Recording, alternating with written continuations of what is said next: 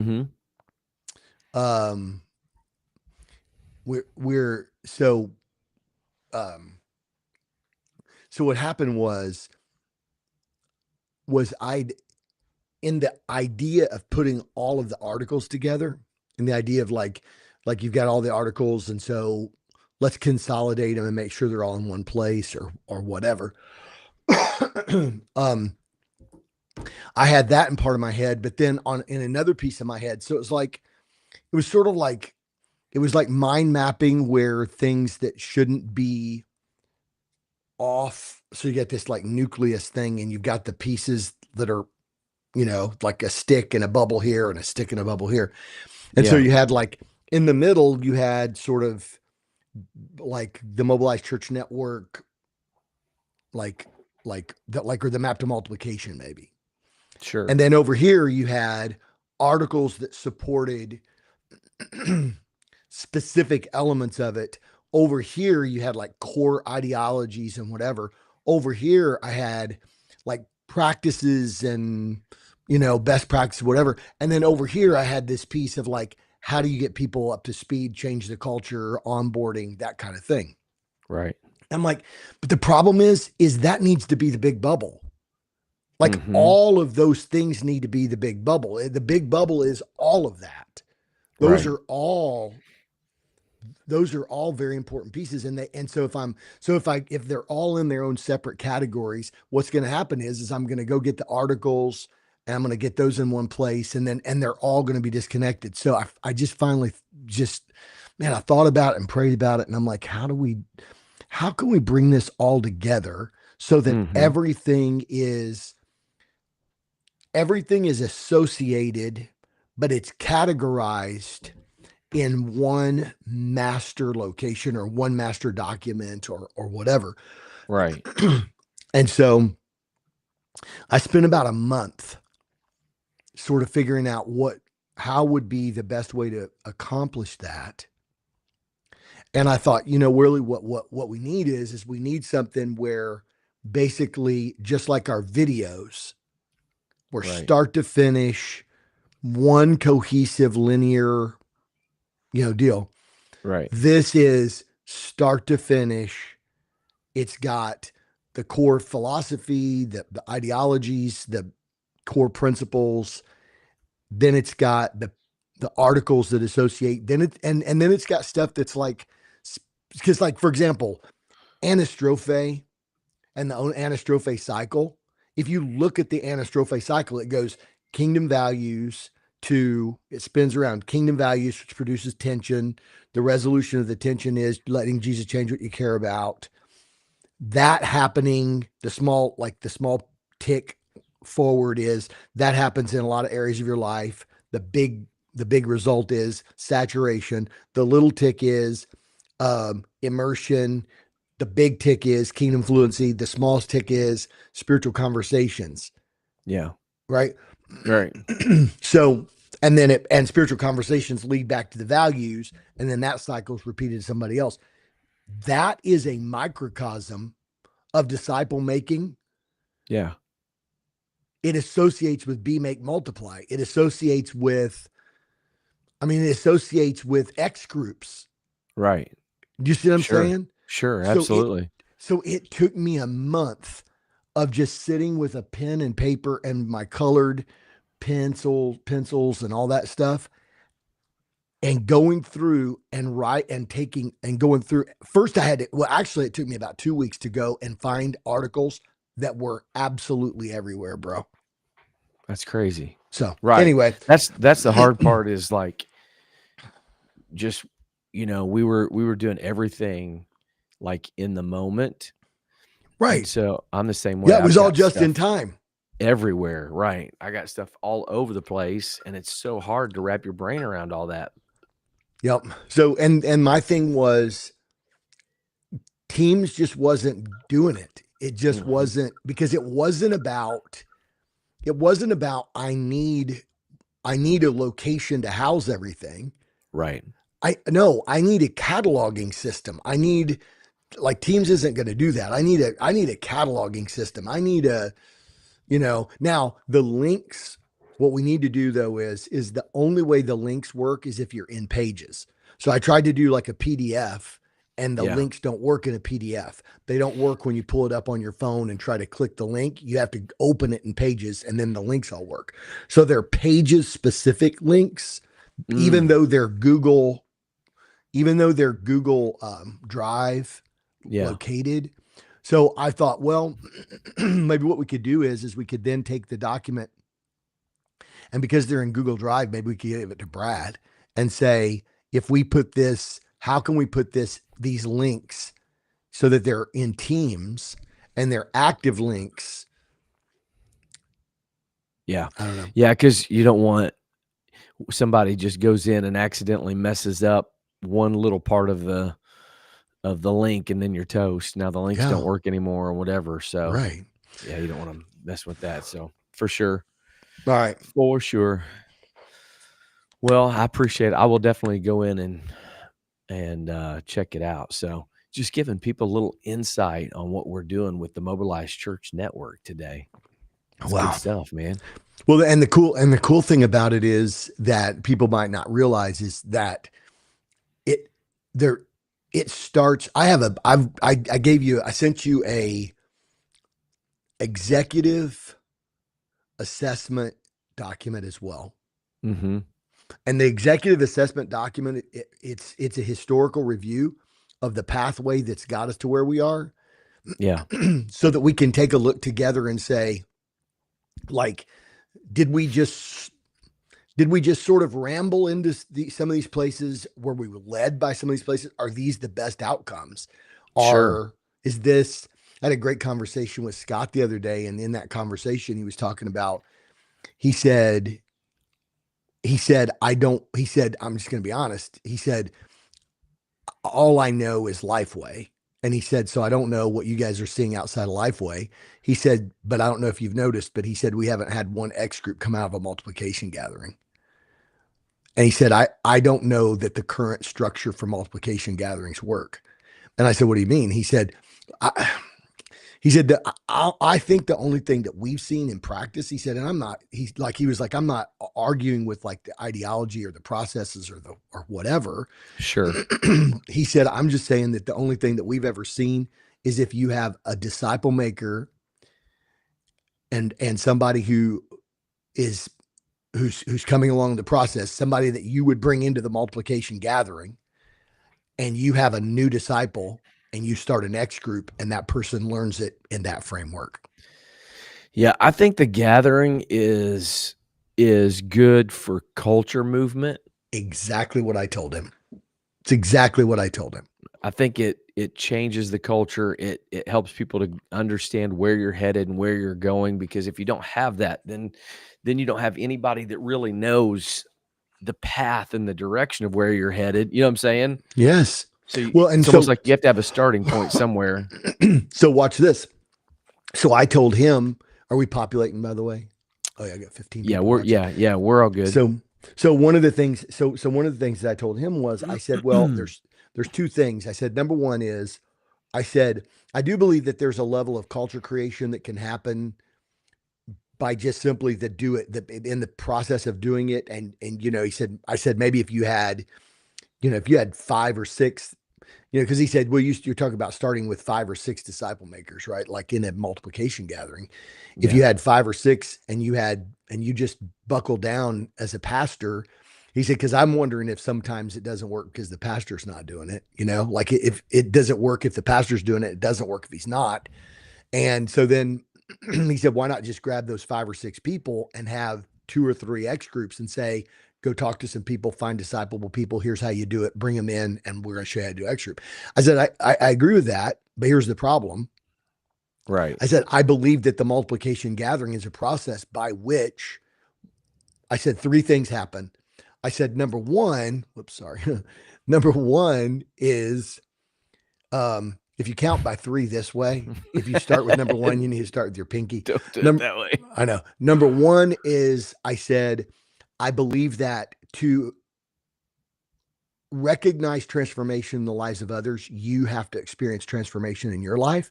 I said, Yeah. so I think that semester 1B, I said, the only thing that I think that we need to really look at, and I'm going to talk to my brother about this, is that in the multiplication gathering, that we start off structurally with pods of X groups where they experience the be the disciple piece Yeah. in a true X group environment. I'm not talking about like what's a mock, not a, um, what is it called when you sort of rehearse it in a mock environment? Oh, yeah. Yeah. What's the word? Like a role play type Yeah, like a situation or role playing. I said, I'm not talking about role playing. I said, I'm not even telling him, I said, not even telling him they're in an X group. Just simply structure it like this. Say, okay, now look, we're going to break you off. I'm going to do some core teaching and we're going to talk about some of these things. Then I'm going to break you off. And here's the conversation guide. And it's basically an X group framework. And then they start talking about areas that they need to experience transformation and they do it in like real time. I said that allows them to experience transformation so that they know, because that's the anastrophe cycle. And I said, so they get to experience the anastrophe cycle from the beginning of semester one. I said, number two, I said, I think that it helps them also to gain confidence through immersion and saturation to be able to have kingdom fluency. So they talk better to identify disciples, which is the second piece. So they experience more transformation. They have a better opportunity to know how to have spiritual conversations. Third, it changes the culture because they understand it opposed to how it's been done. So I said, if you don't have, I said, I know that maybe you might be able to accomplish one of those two things, maybe two of those things in a just a straight into X group framework. right. I think that there's a culture creation piece, but I do really, and I want you to think about this, just drop this seed in your cultivating kit is I do think that if we did, rather than, because it is a little bit of a classroom framework and the conversations aren't deep, they're shallow because there's just this big group and they're just talking about stuff. And it is sort of almost an old school institutional, like we're going to talk about these things, but like what would happen if it was actually modeled after what they're going to do with brand new disciples eventually? Yeah. Because the first piece is be the disciple. So it's not, I mean, you could still do, we're going to teach this core, we're going to bring this core thing to you, but then experience that be the disciple in semester one. And now you don't even have to really do modeling X groups, because now in semester three, you could say, now remember those groups that we set up and how that we're going to talk about how X groups, and they're like, oh yeah, I know how to do that. That's what we've been doing. Yeah. Yeah. Honestly, I think I haven't really done a gathering in a while Mm-hmm. because we've taken our disciple makers and let them kind of, do the modeling thing or whatever. So Yeah. I Yeah. really haven't done a gathering in quite a while. So I'm all for, revamping, redoing it however we feel like we need to do it. So Yeah. Yeah. it's cool. We Little got a new crop. Once we reevaluate and figure out, like, okay, let's refine, let's focus. What are some best practices? What are some things? Because like in my head, I'm like, what are some things that we modified? We borrowed a little piece from this, and we didn't really modify that much, but we modified it a little bit, but structurally it's sort of the same thing, but it's Yeah. just a little philosophically different, but it's not really accomplishing much because it's, even though it's philosophically different, it's not Yeah. functionally different. And so we got some hard work ahead of us. We definitely do. So giving people a little under the hood view of what happens with the Mobilized Church Network when we're trying There it to, is. because we're practitioners, not theorists. So we're trying to 100%. just continually work on it. So I hopefully, maybe some maybe pastors are going to check this out and watch this. Like, this is what we do to try to figure out as we continue to navigate towards multiplication piece. So a little bit of a segue today. I think we got some folks jumping on. I don't know about the Gram. If anybody's on Gram, if you can comment and let me know, because on mine it's showing on Restream. This happened last week. It's showing that it's live, but it's not doing the go live when I to go click the go live button there. So I don't know. Just the gram stinks is all I got to say. It just stinks. So anyway, all right, you ready to rock and roll today? Let's go. I think we got a good one. So, do you want to answer Michael Merkel's question real quick before we go live? Oh, I don't see Michael Merkel. What do you mean by gatherings? YouTube question. Oh, we Oh, also need a weather report. we do. Hey, listen to this. So Scott's listening. He brings a text in. This is awesome, right? He said, "I'm listening on the podcast. Wouldn't advocate for getting rid of multiplication gatherings. At least would not advocate not communicating the teachings of the multiplication gathering in some format. I think the established church folks, that's important. My position is that some things can only be caught, not taught. I think that the I do you watch piece is what bridges the gap." Scott's a great thinker, bro. Like if there's anybody that we could probably bring in, you know what I Yeah, mean? If there's yeah, probably anybody that we could bring in and say, okay, we need some outside voices, whatever. I mean, because he's 100%, like his deal is like, let's figure out how to make this absolutely achievable, yeah. in Yeah. every context. So Michael, so This a is gonna be the gathering. Reader's Digest version. There's no way you can explain Yeah, it, and no, no, this a gathering is a framework in a church context, very similar to what Jesus did when he gathered his disciples together and he made in an intensive environment to demonstrate the kingdom of God, both through what he taught and did, so that those disciples could understand, not just theoretically or philosophically, what he was talking about. In other words, it wasn't like a lecture environment. It was an as you go, but it was a group of, it's the principle of Jesus always was gathering the hot coals. He was always gathering the most disciplable.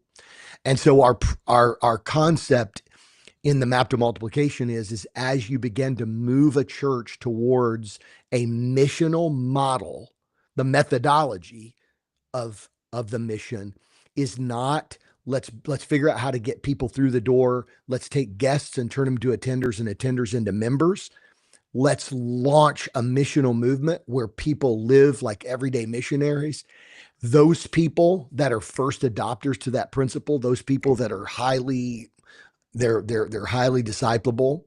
We bring them into a thing called a gathering. We're gathering the hot coals, and we're doing this in real time in a way that they begin to understand this is the way we've done it, but this is the Book of Acts model. And so then they get to not only understand it, but experience it so that they can actually quickly turn around and activate it and then find disciplable people that ends up multiplying. yeah. um, It's not really small groups. He mentioned about small groups. It's not like what you're yeah, maybe think of traditional small groups. yeah, So there's certainly places for that, but that's not traditionally what it is. If you don't have yeah, the right culture, small groups just become another church gathering and yeah. whatever. So it's a little bit different than that. So You have to uh, have the thing about it is, for everybody that's listening, this is a core principle. You have to have virality, virility. You you have to have fertility. You have to have fertility for reproduction. and so not all small groups are set up to functionally leverage the most spiritually fertile people. Small groups are good. Small groups are good. Like people get together, they connect, they have fellowship. I mean, it's a great way. In fact, in some contexts, it's a really good way to invite interested people in outside of the church gathering kind of environment where they can actually dialogue and talk, and it can grow a relationship. And I mean, it could turn into disciple making. But in this sense, we're trying to take the most fertile people and turn them out as missionaries so that that fertileness has the ability to then turn into a movement. That's right. That's what a gathering is. That's right. I don't know what's going on with the gram. It says we're streaming, but it definitely is not streaming. So I don't know. 2 weeks in a row, I've had the same problem where it says it's going. I changed the key. I did all that kind of stuff. So I'll have to work on that and figure that out. So it's all good. Appreciate the updates on that. So, all right, you ready to rock and roll? Yeah. None of this isn't our topic today, but it's a good conversation about kind of a little bit about what we do at the Mobilized Church Network and figuring all that out. So good stuff. All right, here we go. Let's go. Let's do it. 3, 2, 1. Hello, everybody, and welcome to the Mobilized Church Podcast. This is Chris Dillingham alongside my big brother, Ken Dillingham, Junior the Third, on a beautiful Tuesday, Ken. Summer, I think, is finally upon us. Mm-hmm. You know, what's funny was I let the dogs out last night. It was like, before I went to, I did, before bedtime, I don't know, it was like right at 10 o'clock. Yeah. And it was hilarious because I went to the deck and they stood there. I went out to the deck and stood there, and they both walked and sat down next to me and like looked out, like, what are we looking at? I'm like, you guys are going potty is what we're doing. And so we're not stargazing right now. They just sat there. They both just sat there like that. That's awesome. So, but the sky had light. There was still, right? Bro, you know, like, you know, the song, it's bananas. I started singing it. Well, you know, June 21st, right? We're 11 days from the longest day of the year. Right. But I started singing, there will be light in the evening time. My God, going way back. Uh-huh. I mean, I just started singing it. And at that time, the dogs both got up and went into the yard. They started howling. That was their cue. We're okay. Don't sing. We're done. We're done. Don't We're done. sing. We're out on that for sure. Hello and from North Texas, Timothy, PS91. PS91. What up, Timothy? From North Texas. Appreciate you watching today, being a part of the conversation. 1991 version PlayStation. Yeah, 91 was a good year. That was when I graduated high school. Uh-oh. Let's go. Showing our age a little bit there. It's all good. It's all good. All right. So appreciate everybody jumping on. What? Oh, let's go. Little merch. Look at this. Little Tiger merch. Woods golf shirt. What? How would you describe that color? This color right here is peach, and it fades. look, it fades into gray, bro. There you go. There you go. Yeah, that's manly right there. That's manly. I was gonna say it kind of looks like salmon. I don't know what that means, but that's what it's North Atlantic salmon. It takes a strong man to pull off a salmon shirt. Yeah. Well, I had a guy, Charlie Mordini. I wore one day. Charlie Mordini. Holy cow, that's a name from the past. Charlie Mordini. One day I wore it was an old pink alligator shirt. An alligator, Izod? Izod, yes. And it was just kind of older, whatever. It really didn't fit real well. And so I wore it to work. And he said coral. Man, there we go. There you go. Yeah, that's what it is. Coral. It takes a very confident man to wear coral. For real. Well, so Charlie said to me, he said, hey, I like your pink shirt. He said, you better be ready to whip some butt if you're going to wear a shirt like that. Charlie Mordini, with chewing, like he's on that old, like, what was those, like those little Wildwood cigar? Yeah. Hey, you better be ready to kick some butt if you're going to wear a pink shirt like that. I mean, that's kind of how it sounded. We should tell some stories from our Centralia recreation days. We got some stories to tell.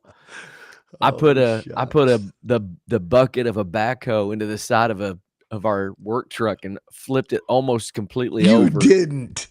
You Yes, I never did, bro. told me that. That's Yes, so I much did. better than my story. Me and Rick Shipley were trying to move, we were cleaning the Yeah. concession stand and we were trying Yeah. to move the popcorn machine and we moved it and it caught those little feet caught on that little Oh, plastic yeah. stuff that sits on that. And like, and he kind of pushed it a little harder and it kind of went bloop, and it skipped over that stuff and went right into the ledge and broke the window. And we're like, oh no. And I'm like, he's like, what do we do? And I said, let's construct a crime scene. And he's like, what? So we threw cups on the floor, whatever, opened the window, whatever. And we're like, hey, Charlie, it looked like somebody broke into the concession stand, whatever. So Charlie goes, okay, well, you boys go out there and go ahead and drag the ball diamond and put the lines on it, and I'll just check this out. So end of the day, he said, we were back ready to leave. He goes, hey, got my cigar. He said, hey, I like he that. said, come in here. And he said, I want to talk to you for a minute. So we went into the back room of the rec center, the kitchen area. Yeah. And he said, nobody broke into that concession stand, did they? I said, no, sir. And I said, how'd you know? He said, well, he said, all I had to do was go take that popcorn machine and move it back over. He said, because I figured, who's wanting to steal a popcorn machine? And he That's a said, great point. he said, why would a popcorn machine be moved? And Why he would said, they move that? so I moved the popcorn machine back to where it goes. And he said, guess what I saw? And Rick said, scrape marks on he said, yep. He said, you guys were trying to move it to clean. He said, now look, I'm going to give you mercy on this one. He said, you do that to me again. He said, now I just want you to know, he said, I'll always figure out, he said, your stupid antics. That's what he That's said. so awesome, man. That's what he Well, said. he was gone. He wasn't there. He'd already retired by the time this happened. But Oh, for real? the old Massey Ferguson, you remember Yeah. the old Massey Ferguson, right? Yeah. Yeah. So, I mean, it was like 90 years old to begin with, and it finally bit the dust. And so Yeah. the city gave us all they had available was a backhoe to drag the ball diamonds, Nuh-uh. but it was air conditioned. So we used to fight over who'd get to drive it because it was air conditioned. And so we were at Murray Ballparks. You guys were dragging ball diamonds with a duck on Yeah. backhoe. Yeah. Yeah. That's so So awesome. I was doing the one, so it'd been the north, like the Yeah. north field, right? And so there's kind of a narrow pathway, whatever. And Yeah. so I got this big old honking backhoe, and I'm trying to navigate through these power Yeah. lines and Yeah. whatever. And so I moved and I was looking backwards, and then I'm like, I got to go forward a little bit to get out of the way. And I never felt a thing, bro. I didn't feel a thing. And the next thing I know, I saw them the guys were dying laughing. They were rolling, man. I was like, what's going on? And I turned and looked, and the truck literally was on two wheels, like flipped over like this. Put it right into the side of the truck. And what's amazing is like, so we got it down or whatever, and I was working with Spanky. You know it's good when you're working with Spanky. Oh, Lord. And Spanky said, that truck was a piece of junk anyway. And so we drove it that way. Had a big old gash right in the side of the deal. That's so hilarious. Drove it, man. You know, like if you Good give a mouse a times. cookie Yeah. deal, that's like if you hire teenagers to work at the rec center. Bro. That's what you're gonna get. We got some stories to tell for sure. So all right, well, you ready to get rocking and rolling? We took a little time, a little extra segue. We did. Those are the things that people always talk about, Chris. This is the stuff we actually get on the podcast for. The more we talk about this kind of things, our numbers just climb. Then we start talking about the content, and it starts declining. We need more Charlie Moradini and Spanky stories. Yeah, really. Maybe today I'll talk about the things of God with a little cigar in my mouth. Get like your that. little cigar.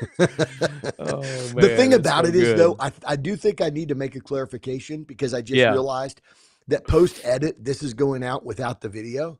So the people that are watching the live recording, they know that I'm talking with my fingers like in my mouth like that to simulate the sound. And the people that don't only know you could see the visual, it would just make so much more sense. Those people are going to watch this and be like, this is the Mobilized Church podcast. And he's sitting here. Does he have a cigar? Listen, No. Tell me don't you're have a from cigar. Southern Illinois when you're talking about Charlie Mordini talking with the cigar in the corner of his Yeah. mouth, and your boss was named Spanky. And you're dragging a ball diamond with a backhoe. Tobacco. And you don't ever fix the truck. Just Oh, it drive never. it as Yeah, a badge of honor. just keep on driving. 3 on the tree. That 3 on the 3 on the tree truck. Was Oh that what it man. was? Oh, no power steering, bro. Shooey, It man. had no power, nothing. It had no It had power nothing, engine. bro. It was so bad, man. Now, hey, I will tell you this much. Yeah, Old Blue. Did you ever yeah. drive Old Blue? It was already so It was a decommissioned. my Oh, first year they used it a little bit, and then I don't know. I think it died. I can't remember. I will tell you this much. Old Blue Yeah, was a hoss, and it had the old 350 engine, and it was just a pickup truck with no weight. And back there on the Murray Diamond Fields, and and the heat would come, and that chip and tar road that and yeah. it would kind of bubble up, and you get those little bubbles. Man, it was easy to turn those back wheels loose back there, and I mean, you could just, I mean, like that, smoke them. So fun. If Dad's Old listening to Blue. this, there's probably a lot of things Dad just probably doesn't need to know about some of the Dad, stuff we used to Dad's like, do, oh man. my. Dad's like, no, I literally got all these reports from the neighbors. I How just, much how much Mountain Dew did you drink? oh, bro, There was nothing until better than until I had a Fountain Mountain stomach ache. Dew. Until I had a stomach ache, trying Good to times, quench your man. thirst because it's hot as all get out, and just drinking Southern gallons of. Illinois, middle of the summer, literally 100 degrees. It was good times. And then I got done with doing baseball fields and go back and umpire at night. Yeah, We used to go back and umpire. So man, we got some stories to tell, don't for we? real, for real. If you People ever like want to know water. why Well, we are the way we are, I know. People are like, didn't you drink water? And we're like, water. Water's what you bathe in and what you do your garden with, like what you water hello, your. Yeah, hello, for real. So, yeah. all right, so yeah, that's the stuff people listen to. Tune back in next time for more episodes of recreation, Century Jay Recreation Emmerich, Department look, spanking. This is the most Southern Illinois thing I've ever heard, it bro. really You have is. no idea. You have It really no is. clue, bro. Well, here's the deal. So I was getting in church about this time, Jay, and so our mom sang, and pastor thought maybe because my mom sang that I might sing, and so he said, he said, Brother Kenny, I want you to join the choir. And I said, okay. He said, but we've got one issue. I said, what's that? And he said, you need to put some clothes on when you're out there working. He said, I was driving the other day and went by you and I saw you out there and you need to put some clothes on. I'm like, need to put some clothes on. I'm like, I had a pair of shoes on and a pair of shorts on, like I And was a cut covered. off T-shirt with the arms cut all the way down to like your I had no shirt on. no shirt on at It that was just a time. pair of Okay. shorts and a pair of shoes. All right. All right. I mean, Southern Illinois. We're talking J. Emory, Southern Illinois, and so he was letting me know, and I thought I did. He said you need to put some clothes on, and I thought I didn't. I'm like okay, and I'm like so then I put a shirt on, and then I realized what he meant by clothes, and so eventually we got there. Yeah. Yeah. Eventually I Yeah. got clothes on. The uniform for us was definitely the cut off sleeves cut all the way down. Like it was just Bro, Jay, the most bro, Southern Illinois thing Jay ever, Emmerich's like bro. Jay Emmerich's like this is He's going from. nailing it. I know. He's like you do realize you're about to jump into the Mississippi River. You're so Southern Illinois now. Hey, and Southern Illinois. This is Southern Illinois. That old Massey Ferguson would top out at about 11 miles per hour, Mm-hmm.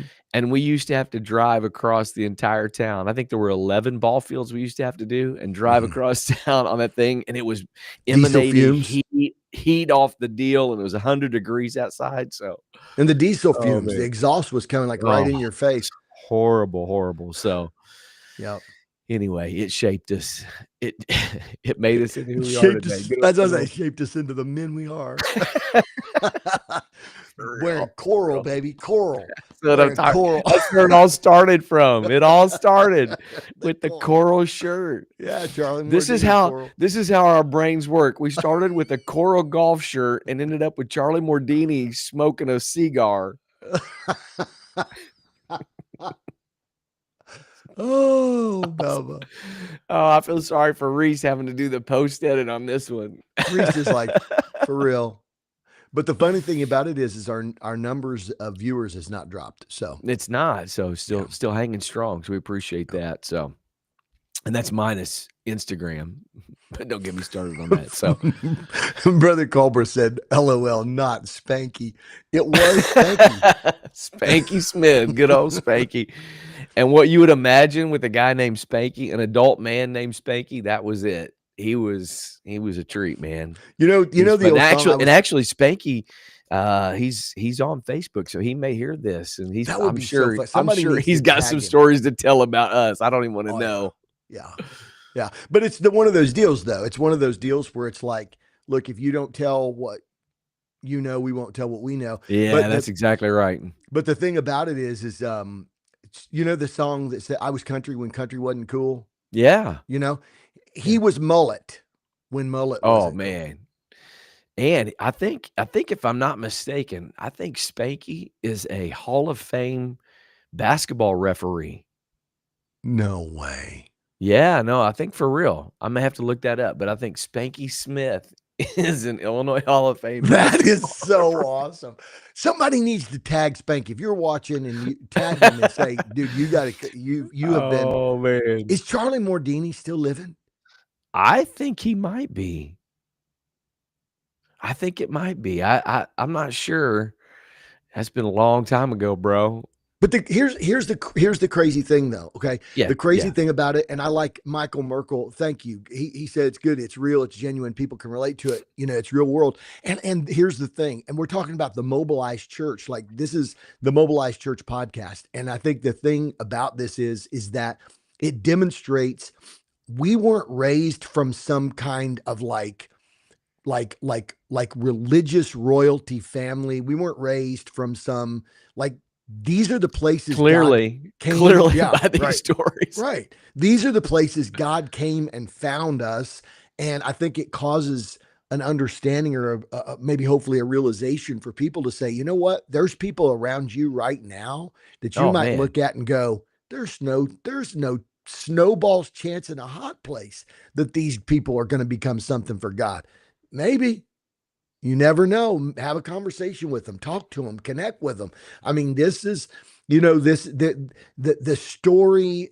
I was I I went to some folks that I've discipled, personally discipled. I went to their house after men's. I played men's league the night that I tore my MCL, and went to their house and we were talking. And they said, you know, the thing that connects with us, the thing he said you preached. Man, it's already 10:51. I think we might just flow with this. Do you want to just Okay. flow with this? Let's flow with this. Let's do it. And we'll just do our topic next week. Let's Is that do it. okay? All Yeah, right. absolutely. But they said, because I think this right here could open an awesome can of worms. But um, they said, she said, Deb made this statement. We're sitting in their living room and she said, you know, something that has stuck with us. And she said, ever since you preached it, a few weeks ago, she said, we've talked about this. We sit around talking about, she said, remember when you said everybody has a backstory? Yeah, right. Everybody has a backstory, and the book of your life has a backstory from the start to where Jesus finds you. Yeah. The only thing that once Jesus finds you, the only thing that you can affect is to let him have control of the story from here on out. And here's what Jesus does. And this is what I preach. I said, and here's what Jesus does. I said, Jesus doesn't just start by rewriting your story from where you are, but he actually goes back and he doesn't gloss over the story, but he takes all of that from your old story and doesn't make it part of your record. Right. It may be still part of your story. It might still be in your memory banks, Oh yeah, so but it's good. not part of your record. And I said, so give him the pen today.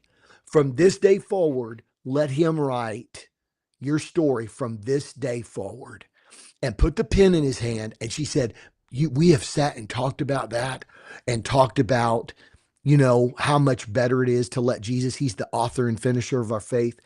And I just think, like, what would happen if we said, look, everybody's got a backstory, Sure. right? Everybody's got stuff they're not proud of. Everybody's got stuff that's like, you know, like reconstruct, like you're listening and saying, like, you lied, you created, you constructed this stupid crime scene to try to get yourself out of trouble. Yeah, right. That's what stupid people do to try to not suffer the consequences. And what happens? Charlie Mordini comes along and says, look, you don't have to do that. That's dumb. We could Right. fix this. Like, we could fix, we can, I know, I, I have pieces of glass pre-cut to put into the sides of these things. They break. This happens. I would have shown you how to actually fix the popcorn machine, but Yeah. you constructed this whole lying, scheming deal because you were afraid of the consequences. And Charlie's like, so I'm going to suffer the consequences on this one for you guys. And I'm going to show you guys how to fix this. And I'm like, this is like a Jesus moment for me. What an amazing Be- story, right? because bro, I go to church the next Sunday and I'm listening to the sermon and I'm like, bro, that's what Charlie was talking about. And that's what I need to do. And I need to stop trying to create this scheme and this lie and this cover up because I'm afraid of the consequences. I need to just bring it to Jesus and let him, I'm ashamed of the story and I'm afraid of the outcome of the story, but I'm going to give it to Jesus. And Jesus is like, look, I'll take your backstory. And if you'll give me a pen, I'll write the rest of your story. Man, that's so good. That's so good. And when like for us, when you look back, I was telling somebody the other day, when you look back and you see God putting all those pieces together, like you and I, before mom and dad got divorced, we lived 30 feet from an apostolic church. And, we joke that we used Speaking to of throw. backstories, Right, right, and we used to throw baseballs at it while they were having church and make fun of them when they'd come out of church and whatever, like, literally, bro, we grew up 30 feet from an apostolic church, and then I was no, telling I mean, somebody no, for real, like the mulberry tree the in mulberry tree. that sat on the edge. I mean, why Yeah, anybody would put a right next to our mulberry tree driveway. by a driveway for the mulberries Stupid. fall in your car? But anyway, um, the mulberry tree to the church was maybe 25 feet. Yeah, like, literally And we would literally right howl there. because they would have the door open and they're singing, and we were howling like dogs while they're singing, and they're apostolic. And they're singing, and they were singing like, you know, once a sinner far from Jesus, I was perishing. And I'm like, and we're saying how we're howling and whatever, And you and can hear throwing. that big old bass thumping and playing, and we joke because you used to say, "Hey, go stand over there," and I would stand by the church, and you'd fire fastballs at me, and I'd duck out of the way, and it'd pelt the church while they were having church, bro. Bro, While they were we having were church, we were hellions. Like, Jesus should have crazy. thrown us to he should have thrown us into the lion's den. Unbelievable, unbelievable. But you see in all those things, and then I was telling somebody the other day about how, we go to a family reunion. I think it was in Marion, Dude, I feel and God right now, bro. I know, I feel God, man. I'm and thankful. we show up, and we have no connection to the apostolic way, no, zero connection to that. And our stepdad had just gotten filled with the Holy Ghost. Our family had just gotten in church, and we go to this family reunion, and our family from Heron, speaking of Southern Illinois, from that Yeah. area, came to us and said, "Man, you're not going to believe what happened to us." And we said, "Well, you're not going to believe what happened to us." And they're like, We went to this church, went to, oh, what's the church? What's the Yeah. church in Heron? This song, Heron went down to, yeah. Anyway, I'll think of it in a minute. But Yeah. so while God is drawing us on our end, he's connecting us with family. They're still in church today. The Venus family's still involved in Bible quizzing and whatever in the church in Heron. Like, he's drawing on our family on both ends of the spectrum. It's So like crazy. crazy how all this stuff comes together. And you see how in the backstory, you see how God, in spite of, and we could talk about like all the stupidity and all the dumb things we did. And, I was telling my wife the other day, we were talking and we heard some kids, young kids, and just cussing up a storm like crazy. And I'm like, babe, listen, when I was that age, I was the worst cusser of anybody that I've ever met before in my life. Mm. I'm like, I used to just cuss like a maniac. And, like all of those kinds of things. We talk about that. But what you can see in the backstory is how God started bringing all of these pieces together and the connections, and our stepdad sitting on a bar stool next to backsliders, and like all of the different, even before that, the connections he had in Minnesota. You know what I'm saying? Like, Dude, you see how God draws and connects. And so, to your point, you don't know, you could say that about people, but you don't know the connect points and the connections and the things that he's been doing in the entirety of a person's life to bring them to a place where they're ready to receive what God has for them. So powerful, man. dude, I'm gonna start reading comments. People are sharing their stories. Let's do this. This Let's is do it, rocking. man. Yeah. He says, um, my father was from South Georgia, had a disdain toward this. We were not allowed to play with our light skin. Thank you, bro. This is real. This is Let's legit. go. Our white friends growing up, whites had such a disdain toward whites that we were not allowed to play. Oh, this is so good. With our white friends growing up, when he lived with us, he said, um, not even chapter one, he was only a paragraph of our story, but God, man, come on. Like this is it, right?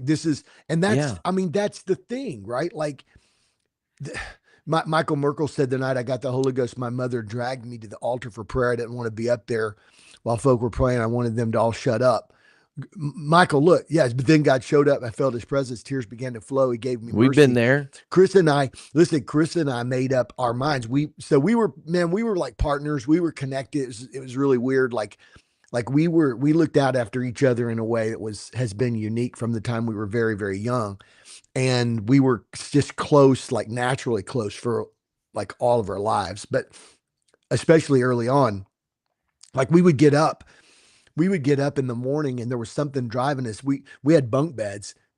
So we had bunk beds, and it was probably because I was scared because my mom let me watch The Exorcist during the Olympics. It scared the poop out of me. And so, dude, man, Right. I'm like, my God, like open a door for the devil. Why don't you? But anyway, so we had bunk beds, and we'd be like a storm would be coming, or there'd be some, we were like literally like 5 and 9 or whatever. I mean, 6 and 10 or whatever it was.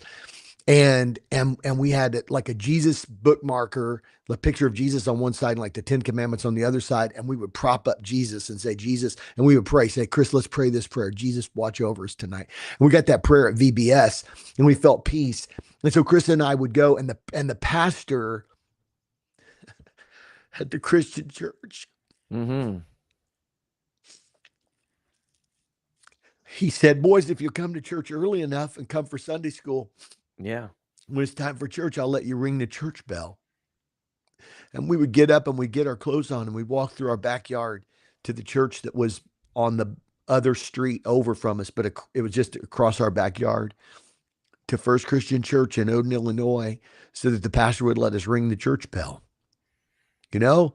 And so Chris and I made up in our mind we weren't going to the altar. People aren't going to lay their hands all over us and all that stuff and shake us and whatever. And so we'll just wait and let them go. And Chris and I stayed back at the pew, and all of a sudden we started crying and we're like, I don't want to go to hell. We were for real legit. We were teenagers, and at this time, or you weren't yet, but um But anyway, and we started praying and just repenting with all of our heart. And the next thing you know, the Lord said, raise up your hands. And out of nowhere, I mean, we didn't know anything about this. Nobody coached us. Nobody said this is going to happen.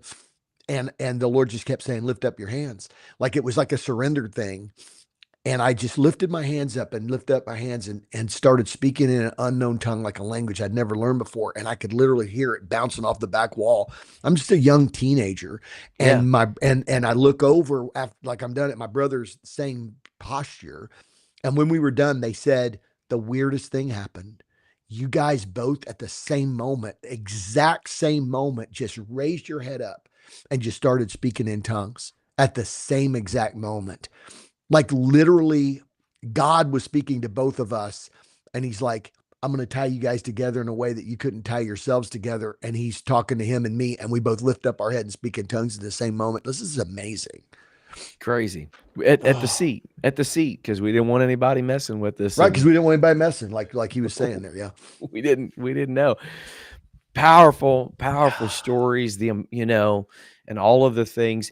And I've told my wife so many times we'll be in counseling session, and I can't tell you how many times, Ken, I've been able to look at somebody and be able to say, like, I can relate, I can connect, I know where you're coming from, I know how you feel because we've been through, like, you talked about us going to like looking out for each other and going to the Christian church to ring the church bell. And a lot of that was because, those early days were pretty chaotic for us. And Bro. and and it was kind of like we just had each other. That's, what I'm saying? Kind of just felt like that's all we could count on, depend on, was just each other. And so that's what we had. And then we get separated, Yep. By and divorce. and divorce and all that kind of stuff.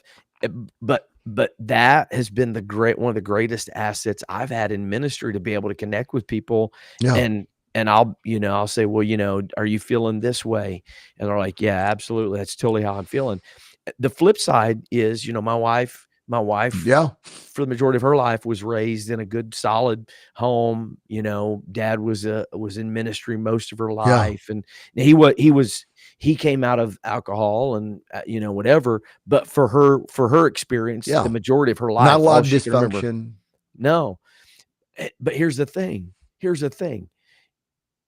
There has to be people that have those stories as well, and the things that they've dealt with, to be able to share their stories about their struggles and about their challenges. Not everybody can come from the places we came from. You know what I'm Yeah. saying? So like Yeah. like the backstory is not just, yes, ours is a pretty crazy, wild, jacked up story. The story again, like talking about Charlie and Spanky, like those stories just scratch the surface. You and I, we've got some stories that we could tell.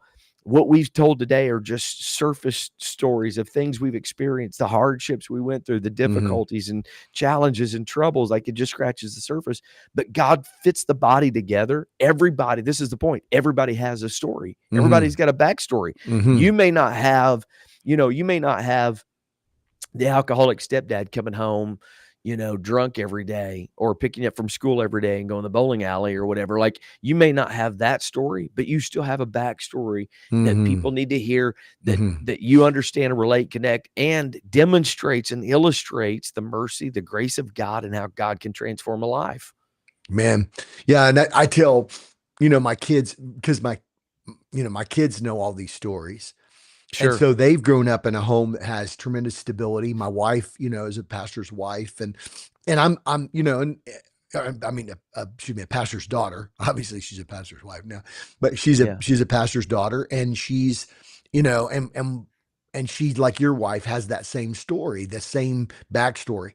And Yeah. I tell my kids, like, they're like, yeah, but I mean, like it sounds so dramatic, and you gave up basketball and scholarships or whatever. I don't have that. And I'm like, well, look, but your story is your story, and it's your grace story. And so you don't have to start off in the church and go to hell and back so that you got a, delivered from hell story. You were delivered from hell in as much as we were all born in sin and shaped in iniquity. You just had an opportunity to, you like like you were born to um, you were born to a, a life-saving team with, life-saving gear all around you, Hmm. but you were still drowning in sin.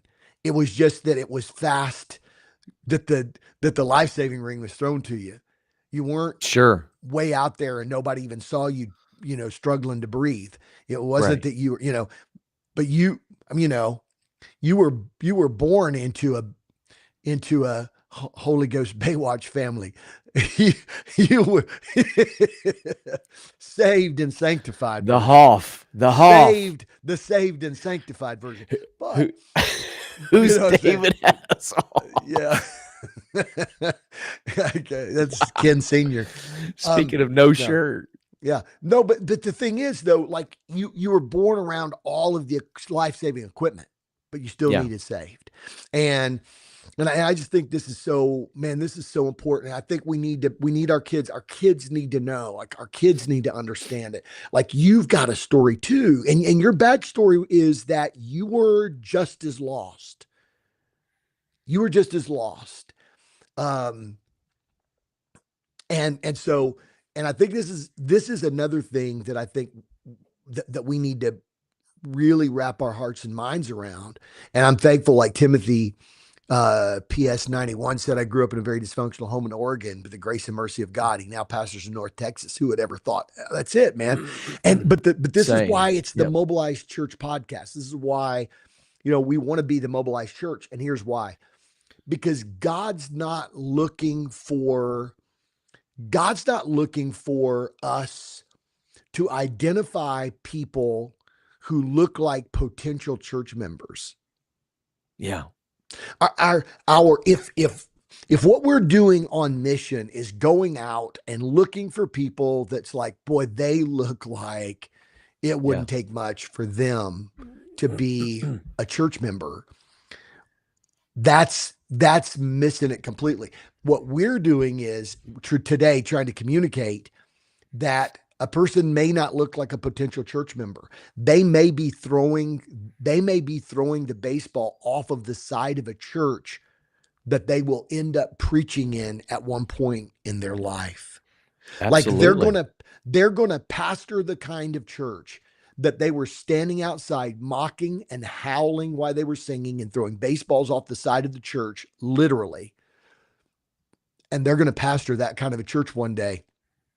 In that moment of time, we were the little kids cussing. We were the little kids that were just stupid.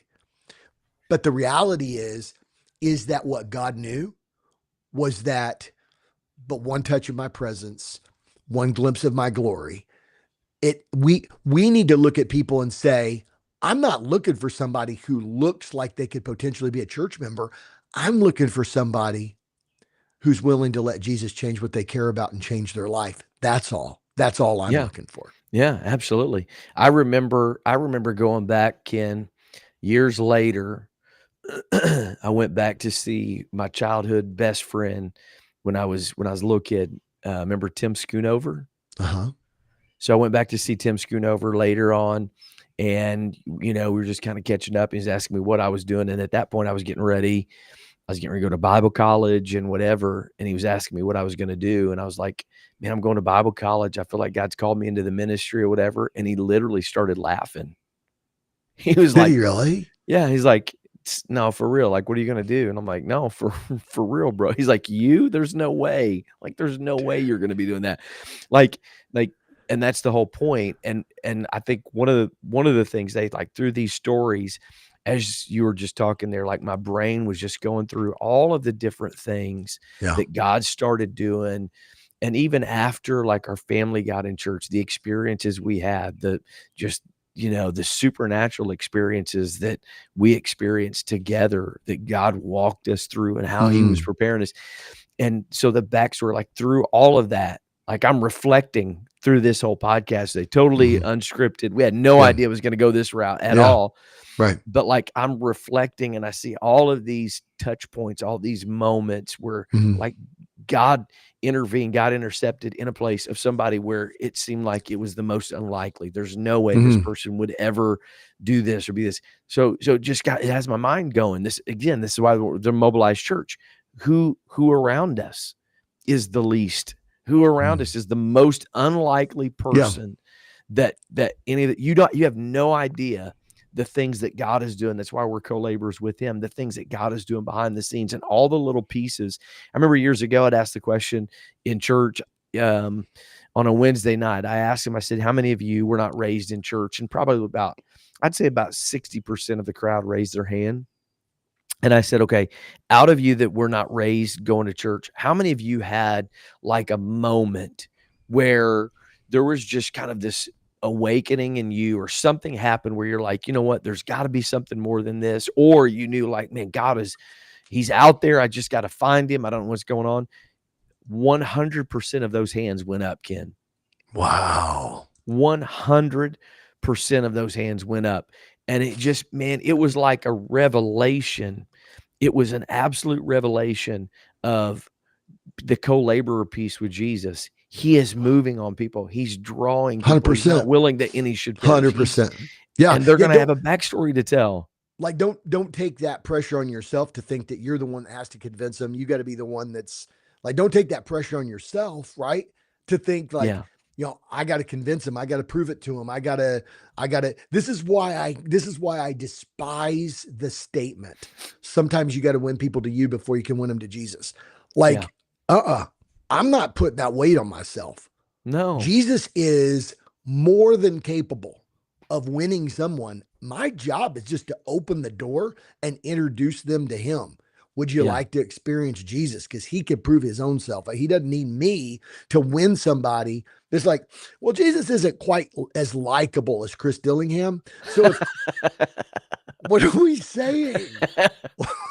Like Jesus is a lot less likable. I just And like, what I are you felt so saying? uncomfortable. You even saying those words out loud. Like, oh my word. Don't I even say that. I know it's so strange. It's like sometimes you got to win them to yourself before you can win them to Jesus. It's like, look, set the table before you ever introduce them to Jesus. Because, like, why? Like, no, Jesus is the most awesome thing ever. It's like, look, dude, I stink. Like, I stink at representing the kingdom. I stink at representing Jesus. Jesus can represent his own self. All I got is to open up a door, man. Right. And I don't know if sister the amazing sister Nancy Abshire Norris is still listening, but she commented earlier, and this is so funny. And Chris, do you know somebody? You ready for this? Okay. Do you know somebody who initially came out of that Odin church, who Who is it? potentially could have been a I don't know what the age difference is, but at that time could have potentially been a little boy like us in that church we were throwing baseballs off of? Who's that? Jeremy Hoffey. Jeremy Hoffey. I'm Absolutely. almost certain that his family initially went to that church. The I, Hoffeys, I I think they were from Odin. I think you're right. Anita Henson and the Hoffey family. I think that's right. Interesting. Interesting. So you just never know the intersections. That's crazy. Bro, is that crazy? So anyway, That's for wild. those of That's you wild. like who's Jeremy Hoffey leads the music program at Urshan University, right? So Yeah, UPC Ministries, the music yeah, ministry for UPC does that. So yeah. I think that's what he does. So do you want to read a couple of the testimonies? I want to I want to read this one. Read it. Faisal Culbreth. In 2003, my wife was pregnant with our oldest daughter. A sonogram revealed that one of our daughter's kidneys was larger than the other. The doctor went on to explain the negatives of what could possibly happen. With no compassion, we were traumatized. We took the diagnosis to church friends and other churches around the nation. When we went back for the last appointment with a different doctor, his report was so favorable, we had to stop him and ask about her kidneys. He looked at the sonogram, and both kidneys were the same size. But God, Come on now. Come on now. Absolutely. Absolutely. Man, everybody's got stories and things to tell. And Oh, dude. yeah, you want to share that? Wow. Shoo. Wow. Huh. Wow. We were talking about Timothy, PS 91. Said, Timothy is my son who committed suicide in 2009. Psalms 91. My name is Kelly, female. I appreciate you. Thank you. Wow. God bless you. Thank you for getting on today. Jesus, Jesus, Absolutely. Jesus. Absolutely. And that's a, I can't even begin to fathom or imagine, but the stories of God's faithfulness through the pain and the hurts and the difficulties, the things that you go through, man, it is God's faithfulness that brings us through all that kind of stuff. So much good stuff today, bro. I know. My encouragement would be, I mean, I know we just sort of we sort of meandered into this moment, but it was ended up being a God moment and the sharing of stories. You know, the truth of the matter is stories tell the story. And Absolutely. I saw a deal the other day, Brother Bernard. Somebody was saying, he was saying something about like when Luke wrote the book of Acts, why didn't Luke just simply say, the way you baptize somebody is the name of Jesus. That's the like why didn't Luke just straight up say that?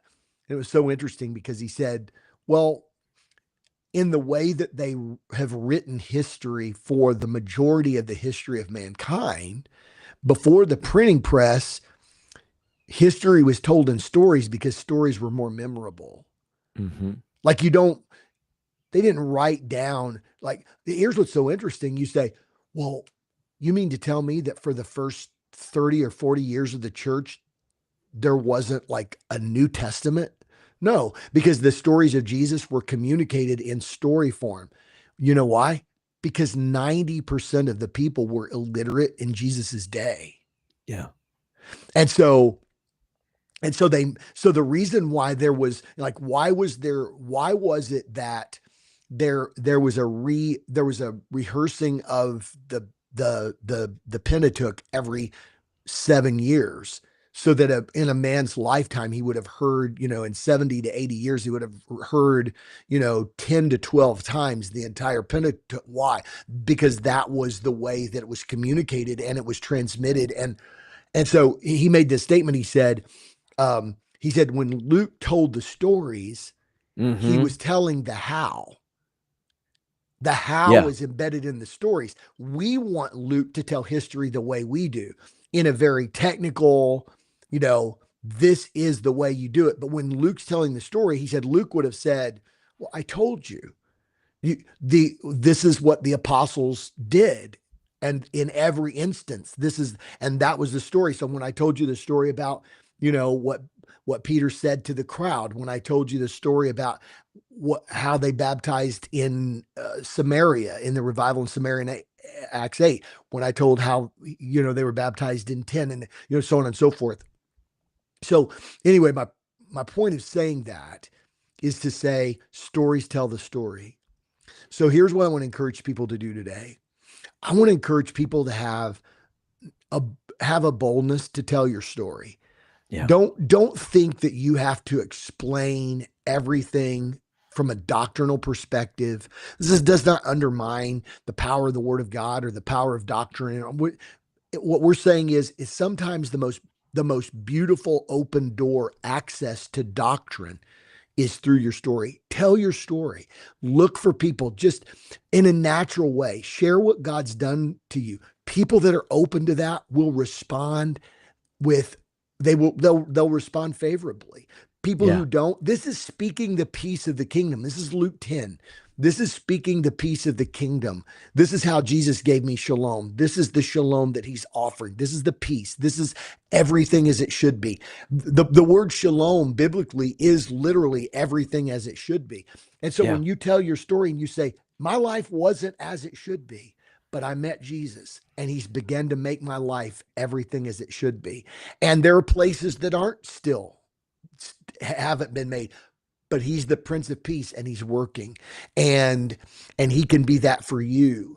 And if you can just simply tell that, then I think that that we will have a better opportunity to engage more people in narrative form in 2025 than ever before, rather than sitting down saying, okay, well, the Bible says this and you need to do that. And here's what the scripture, and trying to explain all that. Just start with your story. Start with your story. Man, so good. So good. And so I don't think there's really anything you can add to that. I think that's a great summary for today's discussion. And I think also, Ken, one of the things we try to do with this is to model and emulate what it's like to just have a spiritual conversation. And we just started Mm-hmm. flowing. We had a topic to discuss. I have to go in and change all the descriptions and Oh stuff for the yeah. day. So I forgot about that. we'll Yeah. we'll have to change all of that. But just modeling what it's like just to have a spiritual conversation and just talk about these things as they come up. So it should flow naturally. We could do this literally, bro, literally. We could go another 3 hours just telling stories and things that have happened. And you could feel, as you started sharing some of those things, like you could feel the faith, you could see people being moved by that. So I think we miss a huge opportunity when we try to lead with what our knowledge or our intellect, or how we've got the right information, you've got the wrong information. I think we would do well to start with the story, as Faisal Colbert said, like, lead with the story and let that begin to open and soften somebody's heart to be That's receptive it. to, this is what changed us. There is a truth behind what changed us, but this is what happened, how I did it. So we really appreciate everybody being on today. Great engagement. Great. We love hearing your stories. Continue to tell the story, and continue to do this. And we also provided some information early on about kind of what we do at the Mobilized Church Network. So if you missed that, if you missed the pre-show, go back and watch that and check that out. We certainly would love for you to connect with us and share any information we have about building a disciple-making discipleship culture in your church. And you can do that at dillinghamgroup.org. So love and appreciate y'all. Thank you for being a part of our conversation today. We look forward to coming back to you next Tuesday around 10 o'clock. Until then, go live mobilized. God bless.